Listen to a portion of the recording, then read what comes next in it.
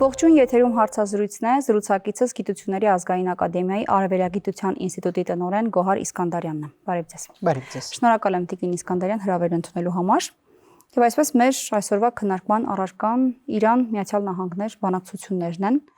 Նախ որ կետում են բանակցություններն այս պահի դրությամբ, ես հիշեցնեմ, որ Օմանի միջնորդությամբ բանակցությունների երկու փուլերը տեղի են ունեցել, ինչ կոնկրետ արդյունքներ ունենք այս պահին։ Շնորհակալություն հարցի համար, այո, Ժնևում տեղի ունեցան արդեն բանակցությունները եւ պետք է նշենք, որ դիվանագիտական տերմինոլոգիայով երկու կողմերն էլ հստակ նշում են, որ առաջընթաց կա եւ կարողանում են բանակցությունների ժամանակ գտնել այն համագործակցության կետերը, որը կարող է նպաստել հետագա գործողությունների գործունեությանը։ Սակայն միևնույն ժամանակ մենք տեսնում ենք, որ Միացյալ Նահանգները այս հենց նույն բանակցությունների ընթացքում ել ավելի է մեծացնում իր ռազմուժը Պարսից ծոցում, որը մտածելու տեղիք է տալիս, որ արդյոք այս բանակցությունները ի սկզբանե իրականացվում են, որպեսզի գտնեն խաղաղության ճանապարհներ, թե այնուամենայնիվ սա որոշակի գործընթացին զուգահեռ գնում է նաև ռազմական պատրաստվածություն, որի միջոցով կարող են ռազմական ճանապարհով լուծել իրենց խնդիրները։ Պետք է նշենք, որ Միացյալ Նահանգները հստակ նշում է, որ պահանջում որ Իրանը ընդհանրապես չպետք է ունենա միջուկային ծրագիր։ Իսկ Իրանն էլ հստակ նշում է, որ համաձայն միջուկային զենքի չտարածման պայմանագրի,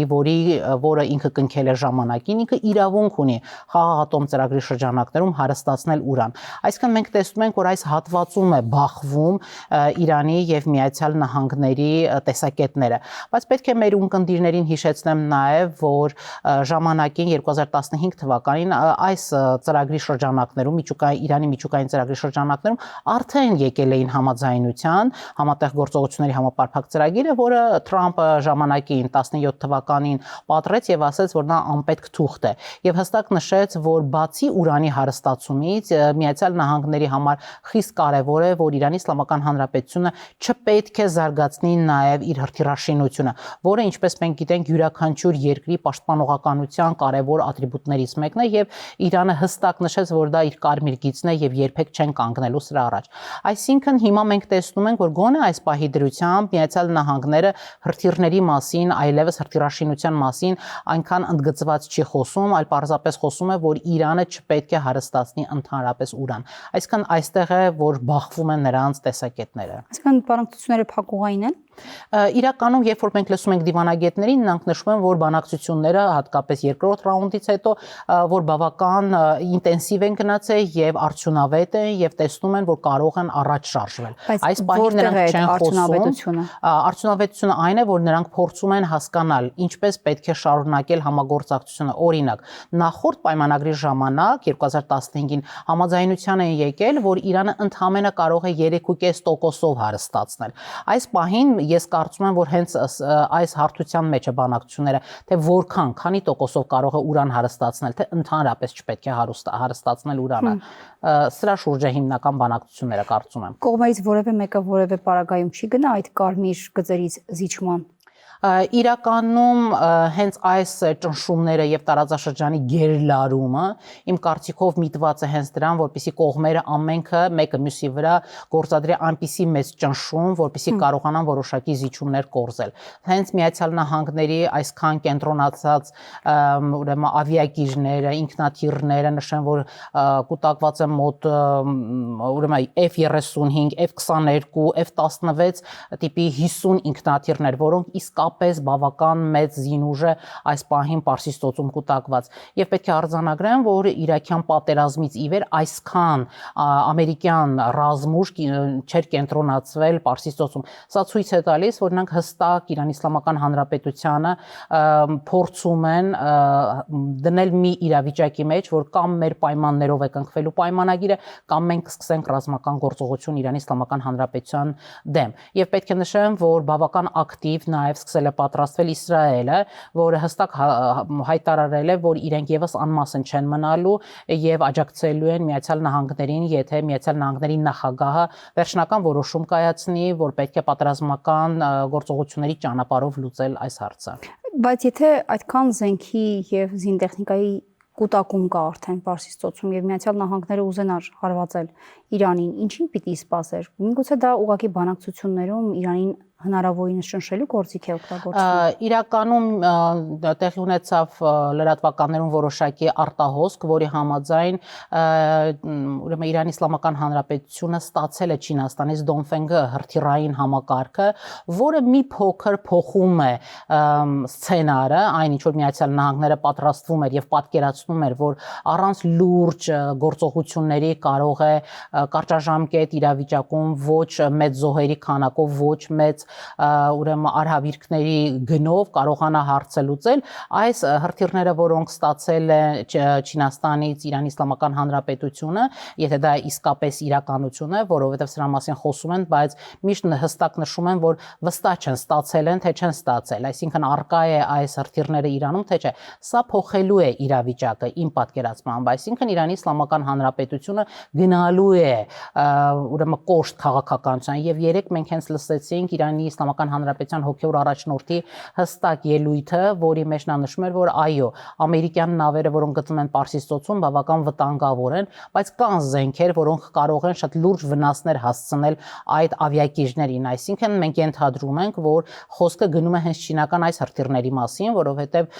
իրանական հրթիռները ինչքան է զարգացած են, այնուամենայնիվ Միացյալ Նահանգների ավիակիժներին հարվածելու համար կարծում եմ այնքան ներուժ չեն ունենալու։ Միացյալ Նահանգներին պետք է որ ռազմական գործողություններ լինեն ուղիղ հարվածի Իրանին։ Միացյալ Նահանգներին պետք է որ Իրանը չունենա հարստացված ուրան եւ սա պետք է նշենք, որ Միացյալ Նահանգների այս վարչակարգի հատկապես կարմիր գիծն է, պետք է նշենք, որ բանակցություններում մասնակցում են նաեւ Թրամփի փեսան, Քուշները, ով ինքը ազգությամբ գիտենք հրեա է եւ բավական ծայրահեղ են այս հարցում եւ հստակ է, որ ամեն ինչ անելու են, որպեսզի իրենց պատկերացմամբ այն վտանգը, որը սպառնում է Իսրայելին Իրանի կողմից, այն է միջուկային ծրագիր ունենալու հարցը, պետք է վիժեցնեն ամեն գնով։ Բայց այդ պատերազմը կտա այդ նպատակի իրագործումը արդյոք։ Իրականում, երբ որ մենք լսում ենք Միացյալ Նահանգների եւ վերլուծաբաններին եւ ռազմական փորձագետներին հատկապես, նրանք հստակ նշում են, որ Միացյալ Նահանգների թիրախներում կհայտնվեն ինչպես միջուկային այն օբյեկտները, որոնք հիշում ենք 12-օրյա պատերազմի ժամանակ էին հայտնվել, կրկին անգամ կթիրախավորվեն, դրանից բացի կհրթիռակոծեն, կարծում ենք, հենց այն հրթիռային համակարգերը, որտեղ որ հիմնական տեղակայել է Իրանը, որտեղ հրթիռներով են պատասխանելու, այսինքն նախահարձակ լինելով հնարավոր է հենց հրթիռային համակարգերին հարվածել եւ ամենակարևորը, որ կարող են ԻՀՊԿ-ի գլխամասերին հարվածել, այսինքն այն հատվածները, որտեղ կուտակված կլինեն ԻՀՊԿ-ի հրամկազմը, որոնք կարող են պատերազմը ուրեմն տանել եւ այսինքն այսպես լիկվիդացնելով նաեւ զինվորականներին կարող են որոշակի փոփոխություն մտցնել, բայց իհարկե սա բավական լուրջ գործողություն է եւ Իրանի Իսլամական Հանրապետության ղեկավարությունն էլ հստակ պատասխան է տվել, որ այս անգամ արդեն որևէ հարցի շուրջ չեն կանգնելու եւ իրենք պարզապես պաշտպանելու են իրենց հայրենիքը, այսինքն մենք տեսնում ենք, որ իրապես Իրանը մղված է մի անկյուն եւ ալտերնատիվ այլընտրանքային այլ տարբերակներ չկա, քան մինչեւ վերջ պայքարելը։ Իսկ իրանական հարվածները արդյոք կլինեն այնքան ուժգին, որքան որ օրինակ կլինի այնպես, որ Միացյալ Նահանգները չգնա այդ քայլին։ Ես չեմ կարծում, որ Իրանի Իսլամական Հանրապետությունը այնուամենայնիվ աշխարհի թիվ 1 պետության ռազմական առումով թիվ 1 պետությանը կարող է այնպիսի հարվածներ հասցնել, որ Միացյալ Նահանգները հետ քայլ անի։ Այլ հարցը, որ կկարողանան ընթացքում հասկանալ, որ պետք է այս հատվածի վրա կանգնել, այսինքն եթե ռազմական օբյեկտներին հարվածեցին եւ այլևս չշարժվեն, միգուցե բանակցություններում Իրանին ստիպեն ավելի զիջող լինել։ Իսկ Իսրայելի մասնակցությունը որքան է հավանական այս գործողություններին եւ եթե բանակցությունները ձախողվեն, արդյոք Իսրայելը ուղիղ մասնակցություն կարող է ունենալ Իրանի դեմ։ Ես արդեն ասացի, որ Իսրայելից պաշտոնապես հայտարարել են, որ եթե Միացյալ Նահանգները պատերազմական գործողություններ սկսեցին, իրենք անպայմանորեն կմասնակցեն պատերազմական գործողություններին, բայց միայնակ մի փոքր տատանվում եմ ասել կմասնակցեն թե չէ, որովհետեւ վերջին պատերազմի ժամանակ, երբ որ Իսրայելը պատերազմ սկսեց Իրանի դեմ, մենք տեսանք, տեսանք, որ միայնակ նա չէր կարողանում գործել եւ դրա համար էր, որ Միացյալ Նահանգները միջամտեց պատերազմին, դրա համար էր նաեւ, որ տարածաշրջանում Միացյալ Նահանգների դաշնակիցները սկսեցին աջակցել Իսրայելին, այսինքն այս աջակցության շնորհիվ էր, որ Իսրայելը կարողացավ մի քանի օր, այսպես ասած, ռազմական գործողություններ իրականացնել, սակայն Իրանի massայական, այսպես հարվածների դեպքում արդեն թե տարածաշրջանի Միացյալ Նահանգների տարածաշրջանային գործընկերները աջակցեցին Իսրայելի, ուրեմն հոպերի միջոցով այդ հրթիռները բռնեցին, եւ թե նաեւ Միացյալ Նահանգները մասնակցեց պատերազմին եւ փաստացի ճնշեց Իրանի եւ կարողացան մի կետի վրա կանգնել եւ այդ կետից հետո սկսեն փաստացի այսօրվա բանակցությունները։ Իսկ ինչ դեր ու նշանակություն ուներ Իսրայելի վարչապետի այցը Միացյալ Նահանգներ, արդյոք որևէ պայմանավորվածություն կա։ Ես կարծում եմ, որ այո, հենց այնպես չէր այցելել, բնականաբար այս ամեն ինչը նախապատրաստվում են, ընդհանրապես մեծ պատերազմները չեն նախապատրաստվում 1-2 օրում կամ 1-2 ամսում, այսինքն դա բավական երկարատև գործողությունների արդյունքում է լինում, պլանավորվում է։ Եվ մենք տեսանք, որ այս 2 ամսվա ընթացքում լարումը մեծացավ, ինչը մեզ թույլ է տալիս մտածելու, որ Միացյալ Նահանգները այնուամենայնիվ լայնամասշտաբ պատերազմ չի սկսելու, այսինքն ամերիկյան զորքը չի իջնելու իրանական հող, այլ պարզապես ինքնաթիռներով, հրթիռներով, աթեսներով փորձելու են կետային հարվածներով առավել ծանր իրավիճակի մեջ դնել Իրանի Իսլամական Հանրապետության իշխանությանը։ Մենք պետք է հիշենք նաև, որ Միացյալ Նահանգների նախագահը վերջերս հստակ նշեց, որ ամենալավ բանը, որ կարող է լինել, դա Իրանի վարչակարգի տապալումն է, ինչը ըստ էության մեկ այլ սուվերեն երկրի ինքնիշխան գործերին խառնվելու հստակ փորձ էր, բայց նրանց այս քայլերը կարծես թե տանում է հենց նրան, որպեսզի թույլատնեն Իրանի իշխանություններին հաջորդ փուլերի ժամանակ շատ ավելի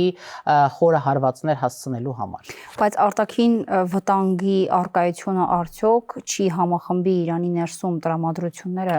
Իրականում չպետք է մոռանանք, որ հունվար ամսին Իրանի Իսլամական Հանրապետությունում տեղի ունեցան բավական մեծ զանգվածային ցույցեր, որը բավական դաժան կերպով ճնշվեց Իրանի իշխանությունների կողմից եւ հենց այս մի քանի օրը տեղի ունենալու այդ զոհերի 40-օրյա սուգը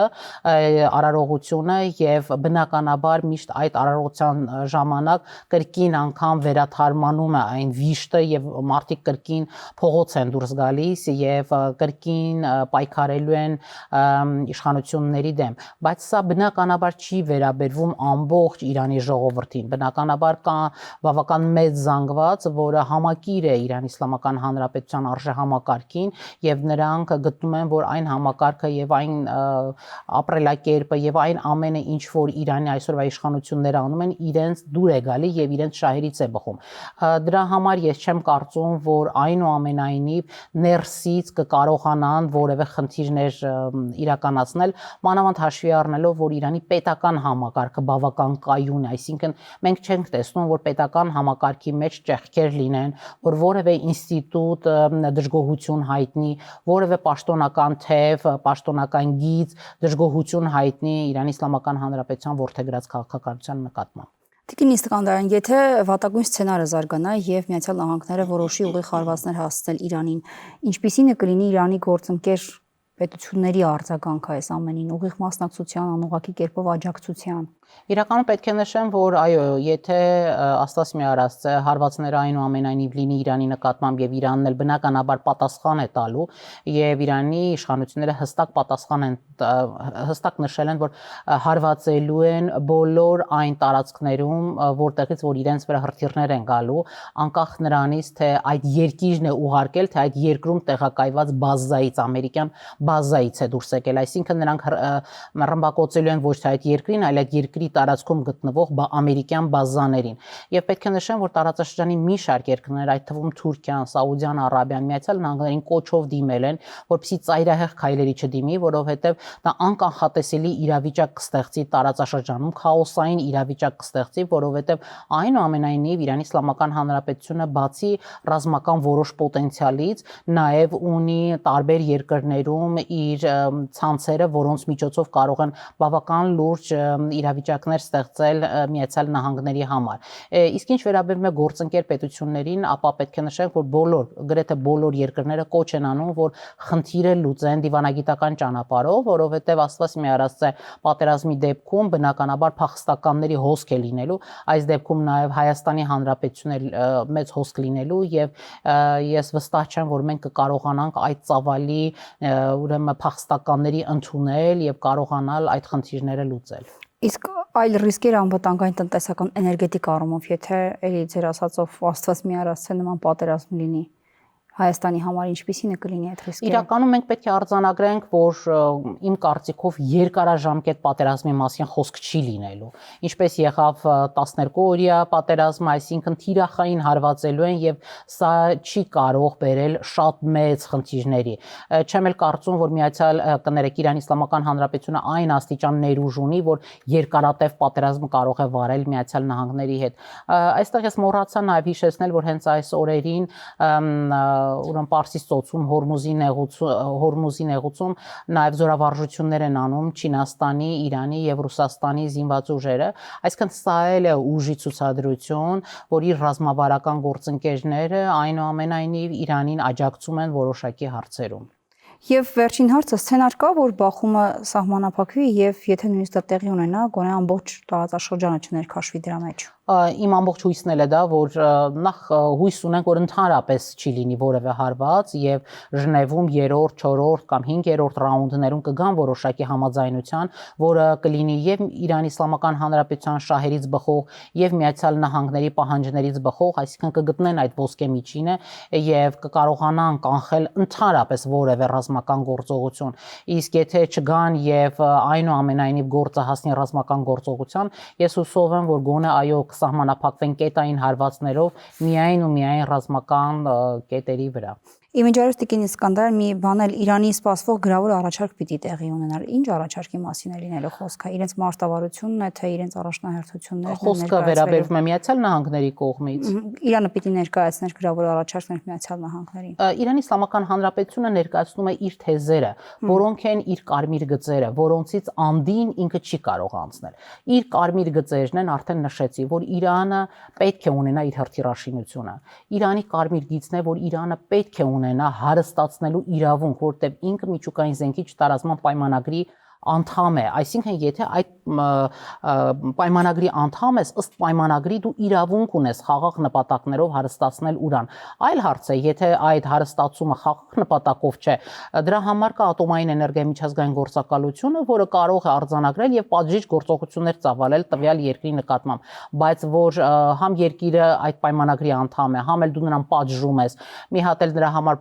պատժամիջոցներ ես կիրառում, սա մի փոքր անթույլատրելի է։ Ես մոռացա նաեւ նշել, որ բանակցությունների հիմնական կետերից են նաև,